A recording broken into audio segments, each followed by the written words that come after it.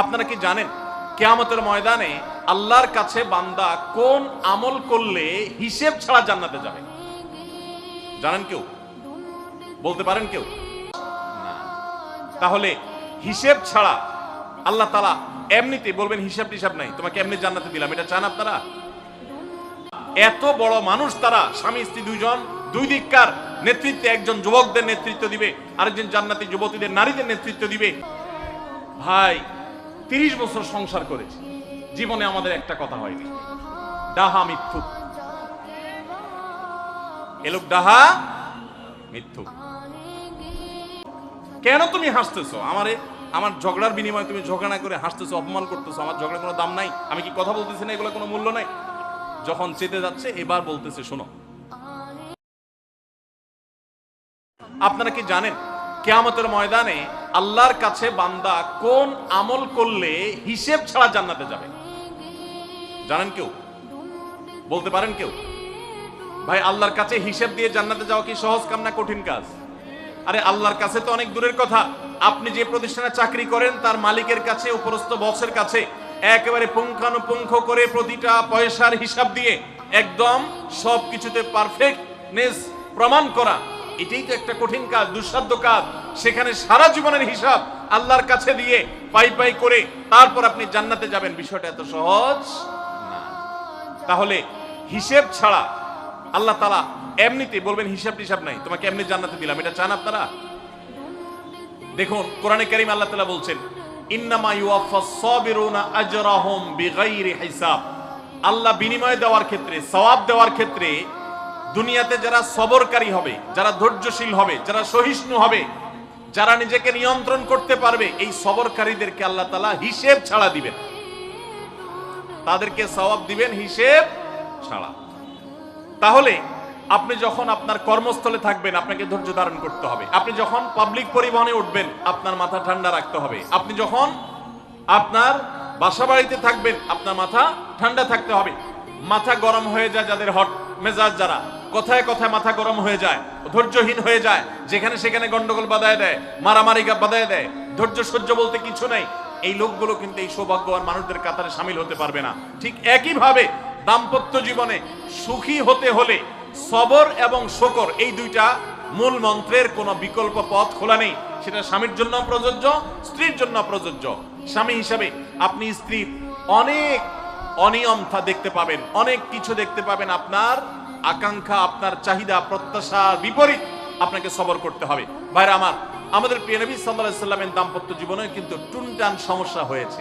আপনারা মনে করতে পারেন নবী সাল্লাল্লাহু আলাইহি সাল্লামের ঘর, ওনার স্ত্রীগণ সাহাবী, তারা উম্মুল মুমিনিন, আমাদের মা, এত মর্যাদাবান মানুষ তারা, তাদের আবার ঝামেলা হয়েছে।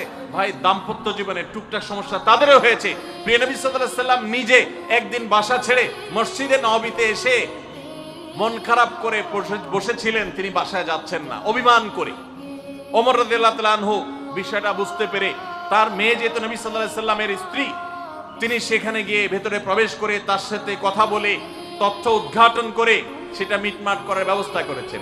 স্বয়ং নবী করিম সাল্লাল্লাহু আলাইহি সাল্লামের জামাতা, ইসলামের চতুর্থ খলিফা আলী রাদিয়াল্লাহু তাআলা আনহু, তার মতে এত মর্যাদাবান মানুষ, তার ঘরে স্ত্রী হিসাবে আছেন কে? মুহাম্মদ সাল্লাল্লাহু আলাইহি সাল্লামের মেয়ে, জান্নাতে নারীদের সর্দার ফাতেমা রাদিয়াল্লাহু তাআলা আনহা। এত বড় মানুষ তারা, স্বামী স্ত্রী দুইজন, দুই দিককার নেতৃত্বে, একজন যুবকদের নেতৃত্ব দিবে, আরেকজন জান্নাতি যুবতীদের, নারীদের নেতৃত্ব দিবে। এত বড় মর্যাদাবান মানুষ, তাদেরও দাম্পত্য জীবনে কিন্তু টুনটান হয়েছে। একবার আলী রাদিয়াল্লাহু তাআলা আনহু এসে মসজিদে টানটান হয়ে শুয়েছিলেন মাটিতে, মনটা খারাপ, ঘরে একটু হালকা ঝামেলা হয়েছে, তো এই জন্য মসজিদে নববীতে এসে মাটিতে শুয়ে আছেন। নবী করিম সাল্লাল্লাহু আলাইহি ওয়াসাল্লাম দেখে বুঝতে পেরেছেন, টের পেয়ে গেছেন যে কিছু একটা হয়েছে বাসা।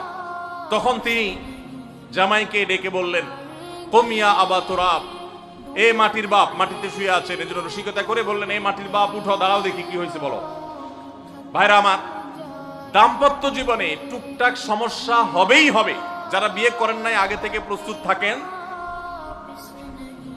বুকে পিঠে ছালার বস্তা সব বেঁধে রেডি থাকেন।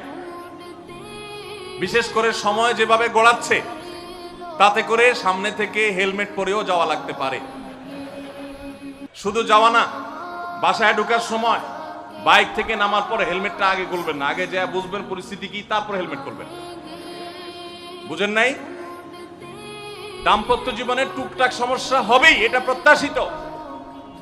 মনে রাখবেন, এই জিনিসটা যদি আপনি আগে থেকে মাথায় রাখেন তাহলে আপনার কষ্ট অনেকখানি দূর হয়ে যাবে।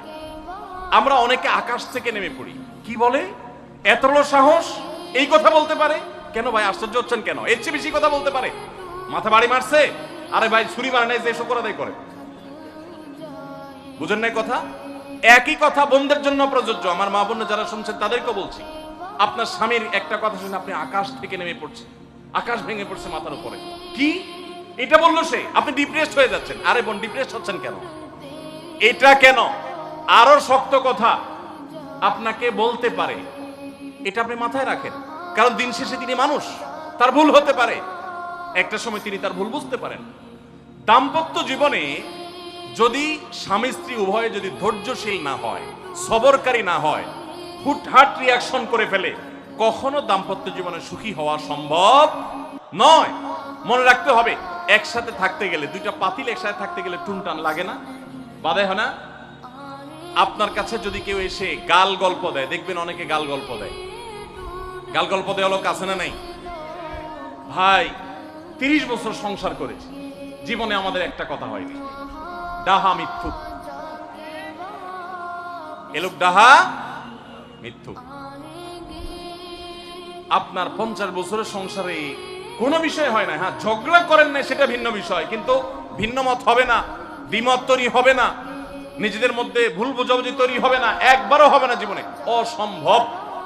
মুহাম্মদ সাল্লাল্লাহু আলাইহি সাল্লামের ঘরে যদি হয়ে থাকে, আলী রাদিয়াল্লাহু তাআলা ফ্যামিলিতে যদি হয়ে থাকে, সাহাবীদের ঘরে ঘরে যদি হয়ে থাকে, আপনি কে?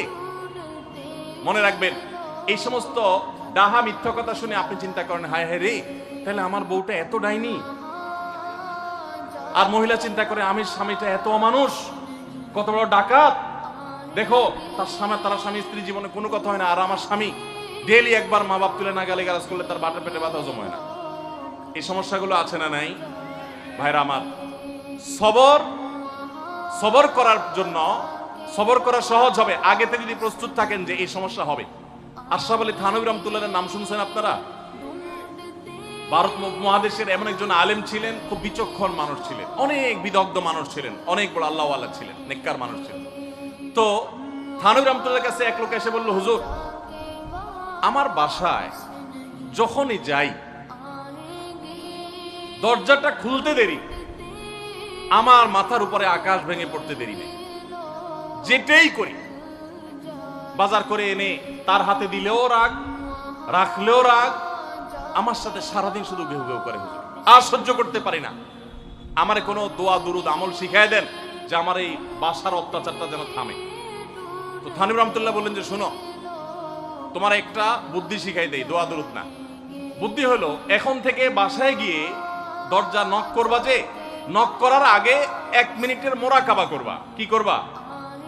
মোরাকাবা বুঝেন? ধ্যান। ধ্যান এটা কল্পনার জগতে ডুবে যাবা 1 মিনিটের জন্য, জাস্ট 60 সেকেন্ড। কি ধ্যান করবা? দরজা যায় থামবা, থেমে চোখ বন্ধ করে মাথাটা নিচু করে চিন্তা করবা, আমার ঘরের ভিতরে একটা কুকুর আছে, আর কুকুর মানুষ দেখলে কি করবে? ঘেউ ঘেউ করবে। অতএব এটাতে আমার রাগ হওয়ার তো কিছু নাই, কুকুর কেন ঘেউ ঘেউ করছে এটা জিজ্ঞেস করার তার এক বোকামি। অতএব এটা আমি মাথায় কিছু নেব না, ইগনোর করব। কুকুর থাকলে কুকুর তো ঘেউ ঘেউ করবেই, এটা চিন্তা করে এরপরে বিসমিল্লাহ পড়ে নক করবা। তো এই বুদ্ধি অনুযায়ী পরের দিন আসছে বাসা, আগে 1 মিনিট মোরাকাবা করছে, এরপরে দরজা নক করছে। যথারীতি দরজা খোলার পরেই শুরু হয়ে গেছে যুদ্ধ, ইউক্রেন রাশিয়া, এখন ইসরায়েল ইরান। যুদ্ধ শুরু হয়ে যাওয়ার পর এই লোক অন্যান্য দিন সেও টুকটাক রিয়াকশন করে, হাতাহাতি, বকাবকি, দুই পক্ষ থেকে টুকটাক হামলা পাল্টা হামলা হইতো, কিন্তু আজকে সেই লোকটা আর হামলা টামলা তার করা দূরের কথা, উল্টা সে মিটমিট করে হাসতেছে এবং একটা পর্যায়ে আর নিয়ন্ত্রণ করতে না পারে ফিক করে হাসেই দিছে। এবার বউ চিন্তা করতেছে কাহিনী কি, কারণ যারা ঝগড়া করে তাদের সাথে পাল্টা ঝগড়া না করলেও কিন্তু মেজাজ গরম হয়। কদিন আগে শুনছেন না পত্রিকা যে এক মহিলা স্বামীরে ডিভোর্স দিছে, কেন? কারণ স্বামী ঝগড়া করে না। কদিন আগে পত্রিকা দেখছে। এই মহিলা যখন দেখছে স্বামী হাইসা দিছে, সে এবার ঝগড়া টগড়া থামায়া বলতেছে, ঠান্ডা মাথা বলতেছে, কাহিনী কি বলো তো, তুমি হাসতেছো কেন? বল না না কিছু না কিছু না। সে তো বলবে না। স্বামী মনে করছে হয়তো অন্য কোনো কাহিনী আছে, কোনোভাবে উদ্ধার করতে পারে নাই। পরের দিন আবার সেম কাহিনী, আবারও হেসে দিচ্ছে। মহিলা চিন্তা করছে ব্যাপার কি, বলে না আজকে তো তোমার একদিন কি আমার একদিন, বলতেই হবে তোমার। কেন তুমি হাসতেছো? আমার ঝগড়ার বিনিময়ে তুমি ঝগড়া না করে হাসতেছো, অপমান করতেছো। আমার ঝগড়ার কোনো দাম নাই? আমি কি কথা বলতেছি না, এগুলো কোনো মূল্য নাই? যখন চেতে যাচ্ছে এবার বলতেছে, শোনো তুমি যেহেতু জোরই করতেছো, তাইলে আমি বলি, আমি গেছি এক হুজুরের কাছে, হুজুর আমার এই বুদ্ধি শিখাই দিছে, আমি সেই বুদ্ধি অনুযায়ী চিন্তা করি। এখন আমি চোখের সামনে যখন চিন্তা করি যে কুকুর গেউ করতেছে, আমার হাসি আসে। ও চিন্তা করে, কি বললা তুমি? তাহলে তুমি এই মনে করো আমারে? এবার থেকে বেচারে ঝগড়া করার আগেই তার থেমে যায়, চিন্তা করে হায় হায় আমি ঝগড়া করলে তো সে মনে মনে আমার ওইটা চিন্তা করে। বুঝতে পারছেন? দাম্পত্য জীবনে একটু বুদ্ধিশুদ্ধি করে না চললে, শুধুমাত্র সোজা হয়ে দোয়া দুরূদ পড়বেন আর সব সোজা হয়ে যাবে, শুয়ের মধ্যে এত সোজা না। একটু বুদ্ধিশুদ্ধি খাটায় চলতে হয় এবং সবর করতে হয়। এই যে ভদ্রলোক যদি সবর না করতেন, তাহলে মারামারি কাটাকাটি করে কখনো সমাধান হয় না। স্বামী স্ত্রী উভয়কেই আমরা এই যে ঘটনা বলেছি, এই ঘটনার মাধ্যমে কাউকে ছোট করা উদ্দেশ্য না, জাস্ট বোঝানোর উদ্দেশ্য। এটা বিপরীত দিক থেকেও হতে পারে যে আমরা সবর করতে হবে দাম্পত্য জীবনে। তাহলে আগে থেকে, যদি এই ঘটনা বলার উদ্দেশ্য হলো যে এই ভদ্রলোক আগে থেকে যখন অপেক্ষা করছেন যে হ্যাঁ অনাকাঙ্ক্ষিত কিছু হতেই পারে, তখন এটার জন্য প্রস্তুত থাকার কারণে আর তার ঝামেলা বাড়ে নাই, বরং কমছে। এখন আপনি যদি আগে থেকে প্রস্তুত থাকেন, দাম্পত্য জীবনে টুকটাক সমস্যা হবেই। দুই ঘরে দুইজন মানুষ একসাথ হয়েছি, বহু কিছুতে গরমিল হবে। অতএব আমরা সবর করব, ধৈর্য ধারণ করব, ভালো দিনগুলো দেখব। প্রিয় নবী সাল্লাল্লাহু আলাইহি সাল্লাম বলেছেন, তুমি তোমার স্ত্রীর কোনো কিছু দেখে যদি রাগান্বিত হও, তুমি তোমার, সে আপনাকে গালিগালাজ করে কিন্তু চরিত্রহীন না। অনেকের স্বামীটা খুব ভদ্র কিন্তু চরিত্রহীন, ব্যবহার ভালো করে চরিত্রহীন, তাদের কষ্ট আপনার চাইতে কম না। অনেকের স্বামী খুব ভদ্র কিন্তু বেকার, দুই পয়সা কামাই করতে পারে না, সারাদিন ঘরে বসে বসে খায় আর শ্বশুরবাড়ি থেকে যৌতুক এনে না খায়, নিশ্চয় আপনি তার চাইতে ভালো আছেন। মানুষ এভাবে যখন ভালো দিকগুলো চিন্তা করবে, তখন তার ভিতরে শকর আসবে। তাহলে দাম্পত্য জীবনে সুখ শান্তির জন্য তৃতীয় করণীয় হলো সবর এবং শকরের চর্চা করা। আল্লাহ আমাদের সবাইকে তৌফিক দান করে। অনেক লোক আছে নিজেকে খুব শিয়ানা মনে করে, স্বামী হয়ে বউর তারিফ করতে রাজি না, বউ হয়ে স্বামীর তারিফ করতে। দাম্পত্য জীবনের সুখের জন্য একে অন্যের তারিফ করার কোনো বিকল্প নাই।